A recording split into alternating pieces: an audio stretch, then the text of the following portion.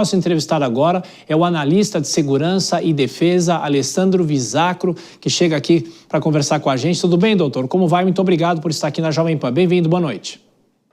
Muito boa noite, Thiago. Muito obrigado. Bom, doutor, claro, no âmbito dessa pesquisa que foi divulgada hoje, as pessoas demonstram a insatisfação com absolutamente tudo o que está acontecendo. Nós aqui da região da Avenida Paulista, onde fica o prédio da Jovem Pan, a gente sabe que andar pela Paulista não pode ser com o celular na mão. A sensação de insegurança é muito grande e talvez, pessoalmente, como eu nunca vi antes, a sensação de segurança é muito grande em qualquer lugar, uma moto passa, você acha que o pior vai acontecer. Eu pergunto para o senhor o seguinte, de que forma a sociedade, com toda essa pressão, a reboque dessa operação recente no Rio de Janeiro, vai mudar a filosofia, com o Congresso preocupado em aprovar leis que podem mudar um pouco a figura de tudo isso que o Brasil está vivendo? E também é bom lembrar que, como a gente estava destacando aqui, ano que vem é um ano eleitoral, né, doutor? Tiago, antes de mais nada, eu não sou doutor, tá bem? Mas vamos lá. O debate da segurança pública no Brasil, antes de mais nada, ele tem sido ancorado em vieses ideológicos anacrônicos. Esse é um ponto fundamental que nós somos obrigados a reconhecer, fazendo com que nós estejamos presos a ideias e não a soluções pragmáticas. Esse é um primeiro ponto. E um outro ponto muito importante é que a sociedade nacional está sempre em busca de uma bala de prata. Ou seja, a redução da maioridade penal, a descriminalização do uso de drogas, o uso de câmeras corporais com o intuito de controle da atividade policial, controle externo da atividade policial, a aprovação da DPF 635, a reprovação da DPF 635, e agora o debate está centrado em rotular essas organizações criminosas como organizações terroristas. Então, como já foi dito anteriormente, o simples fato de rotular essas organizações talvez não traga nenhuma mudança concreta, mas a gente precisa entender que na última semana, essa questão de considerá-las organizações terroristas tem dominado o topo da agenda do debate nacional, mas sem uma fundamentação técnica adequada. Nós precisamos entender que o que é terrorismo é algo completamente diferente daquilo que o Estado vai rotular como terrorismo. Terrorismo é algo muito simples. Terrorismo nada mais é do que o uso da violência como forma de propaganda. Mas se é tão simples assim, então por que não existe consenso em torno dessa questão, como já foi mencionado anteriormente? Por uma questão muito simples. Aquilo que o Estado vai rotular como terrorismo visa a atender suas necessidades políticas. Ou seja, aquilo que Israel rotula como terrorismo é diferente daquilo que a China precisa rotular como terrorismo, que é diferente daquilo que a Dinamarca vai rotular como terrorismo, que é diferente do que a Honduras vai rotular como terrorismo, por exemplo. Então, inicialmente, nós somos obrigados a admitir que existe terrorismo no Brasil, sim. É aquilo que na América Latina é comumente chamado de narcoterrorismo, mas o termo mais apropriado é terrorismo criminal. Uma classificação do terrorismo quanto à sua motivação. Então, nós temos observado, nesse debate nacional, algumas autoridades considerando que as organizações criminosas, por não serem orientadas por uma agenda política objetiva que tem por propósito a tomada do poder, a captura do Estado, isso não poderia ser considerado terrorismo.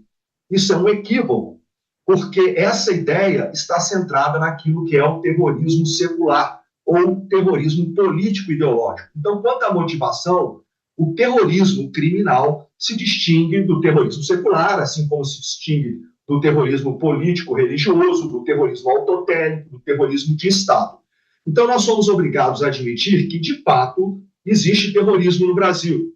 Isso não significa dizer que tudo que as organizações criminosas fazem é terrorismo.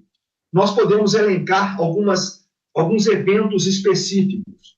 Por exemplo, a onda de atentados perpetradas pelo PCC em maio de 2006, depois em 2012, os próprios ataques realizados no Rio de Janeiro em 2010, 2023, 2023 também no Rio Grande do Norte, 2019 no Ceará, em Santa Catarina, 2012, 2013, 2014, 2017. Então, esses eventos específicos, nós podemos sim classificá-los como ataques terroristas, isso é indiscutível. Mas o Estado brasileiro, em 2016, optou por excluir peremptoriamente o terrorismo criminal da sua tipificação penal, ok? Porque o Estado brasileiro, na ocasião, entendeu que não era do seu interesse considerar o terrorismo criminal, porque isso tem realmente uma série de implicações, ok? Bom, em função da degradação do quadro de segurança no país, nós vemos um forte clamor popular para que sejam tomadas providências no sentido de que essas organizações sejam efetivamente combatidas.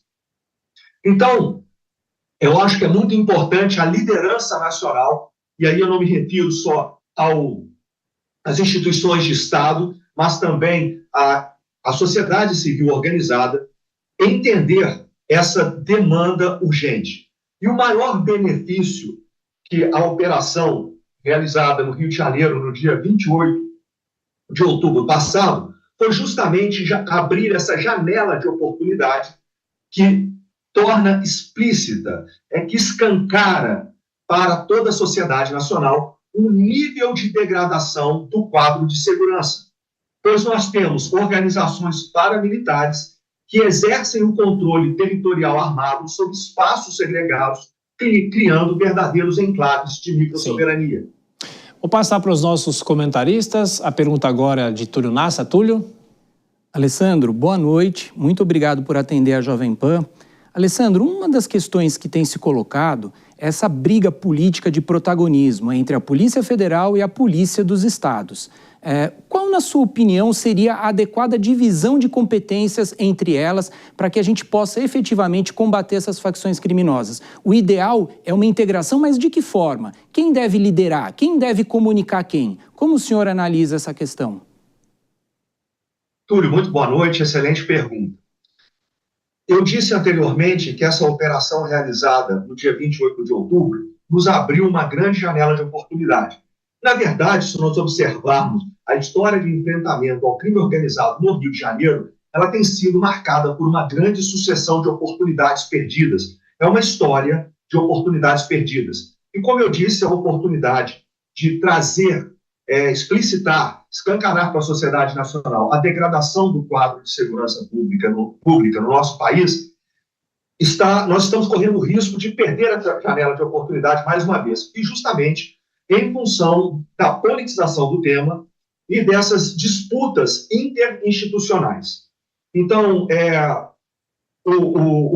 a cúpula da administração no nível estadual querendo assumir um protagonismo, a administração no nível federal politizando o tema. Então, o que nós precisamos entender é que esse fenômeno é um fenômeno complexo. E, como eu disse anteriormente, não existe bala de prata, não existe panaceia. Nós precisamos, por ser um fenômeno complexo, adotar uma abordagem integrada sistêmica. Então, nós precisamos de uma política de Estado que ofereça um arranjo político-estratégico que dê coerência a todas essas ações. Porque nós tivemos uma operação como a Operação Carbono 14, Carbono Oculto, realizada na Faria Lima, um tipo de operação muito importante, assim como nós tivemos uma operação de enfrentamento direto às estruturas paramilitares desses grupos armados que exercem o controle territorial. Então, nós começamos a cair numa armadilha de considerar uma abordagem melhor do que a outra. Infelizmente, as duas abordagens são complementares e, por si só, são insuficientes. Então, existe todo um portfólio de ações que precisam ser empreendidas, que precisam ser orquestradas, a fim de reunir todas as capacidades coercitivas e não coercitivas disponíveis não somente no Estado, mas também na sociedade, para obter efeito estratégico decisivo. Então, isso precisa de uma articulação de Estado.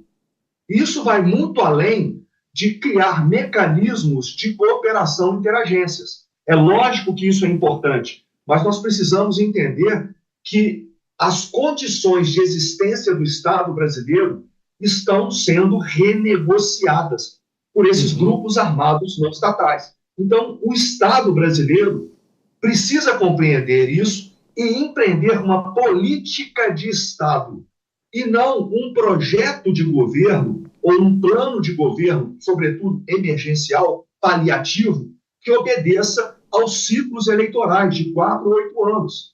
Então, a gente precisa tratar isso como um problema de Estado extremamente complexo e sério, como merece ser tratado.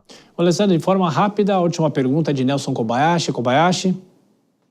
Alessandro, boa noite, um prazer falar contigo. Quero te fazer uma pergunta sobre o que falávamos há pouco aqui, a respeito do sistema penitenciário brasileiro.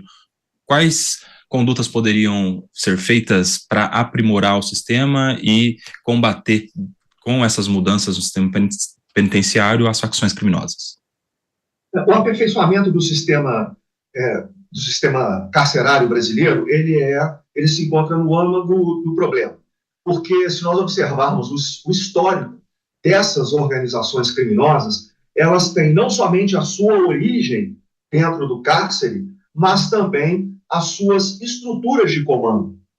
Então, é muito importante que nós reestruturemos o nosso sistema carcerário. Mas, mais importante do que isso, nós precisamos regenerar o sistema persecutório. O sistema persecutório, ele começa com o policiamento ostensivo. Aliás, começa no legislativo, com a formulação das leis, passa pelo policiamento ostensivo, pela polícia investigativa, pelo Ministério Público, pelo Judiciário, e vai culminar no sistema carcerário. Se nós observarmos esse sistema persecutório, como eu falei, ele está degradado. Infelizmente, no Brasil hoje, nós não conseguimos ter um sistema de justiça que mereça esse nome, sobretudo em função da lei de execução penal. Então, por maior que seja o empenho em tornar mais rígidas algumas leis, algumas penas, isso se torna praticamente inócuo diante da nossa lei de execução penal. Então, é lógico que nós precisamos reformular o nosso sistema carcerário, mas isso como parte de regeneração de todo o sistema persecutório. Vou dar um exemplo muito simples para a gente terminar. Não adianta eu aumentar 3 vezes o policiamento ostensivo, porque isso, num primeiro momento, vai resultar em 3 vezes mais prisão. Não adianta eu prender 3 vezes mais se a polícia investigativa não tem capacidade de investigar 3 vezes mais, o judiciário não tem capacidade de julgar 3 vezes mais e o sistema carcerário absorver 3 vezes mais. Então, a gente precisa regenerar todo o nosso sistema persecutório. Estamos com o analista de segurança e defesa, Alessandro Visacro. Muito obrigado mais uma vez pela gentileza, pela atenção. Volto sempre. Um abraço.